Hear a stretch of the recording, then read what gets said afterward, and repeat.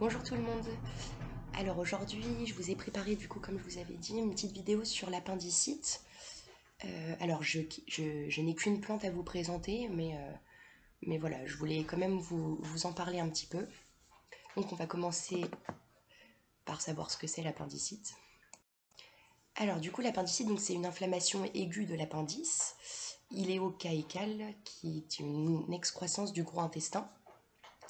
Et du coup, les causes, elles peuvent être très variées, mais l'inflammation et la multiplication bactérienne est surtout due à une obstruction de la lumière appendiculaire.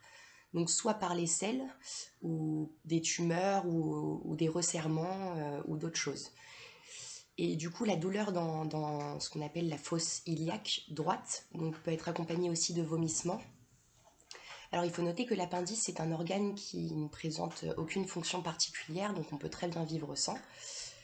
Mais effectivement, il peut devenir très désagréable s'il s'enflamme et ensuite il va s'infecter, ce qui crée un abcès et donc c'est l'appendicite. Alors dans de rares cas, il y a la paroi de l'appendice qui peut se perforer et laissant écouler du coup un pus et ce qui va conduire du coup à une péritonite. Donc là, ça peut présenter un risque, voilà, un risque vital, donc c'est un petit peu plus grave, mais c'est plus rare. Donc voilà, alors je vais vous présenter le pourpier, du coup, la plante qui soigne l'appendicite.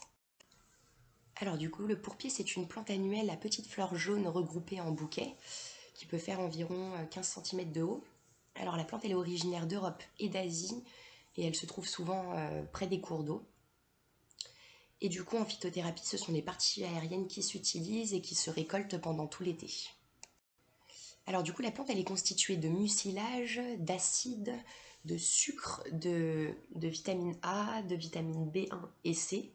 On y retrouve aussi du calcium et du magnésium.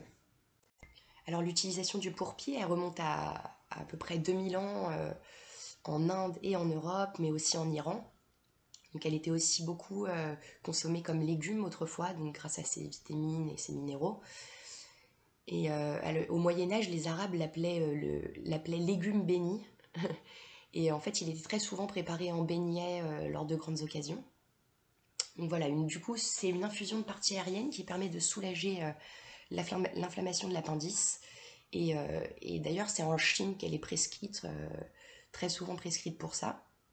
Donc voilà, il faut au moins en prendre 2 à 3 tasses par jour, si vous voulez que ça marche, et puis le suivre au moins une bonne semaine, quoi. Et faire très attention car la plante, elle ne s'utilise pas en cas de grossesse, car elle peut provoquer des contractions utérines, pardon. Donc voilà, faire très attention à ça. Bon bah voilà, c'est fini, c'était très court. Il y a sûrement d'autres plantes, hein, mais effectivement, d'après mes recherches, j'en ai retrouvé qu'une. Euh, donc voilà, j'espère que ça vous aura servi. Et du coup, la prochaine vidéo, ça va être sur l'arthrite. Donc là, il y a beaucoup de plantes qui traitent ce problème-là. En plus, c'est un problème très récurrent de nos jours. Donc voilà, je vais vous faire une voire deux vidéos pour pas trop surcharger sur l'arthrite. Donc voilà, bon bah je vous souhaite une bonne journée et à bientôt.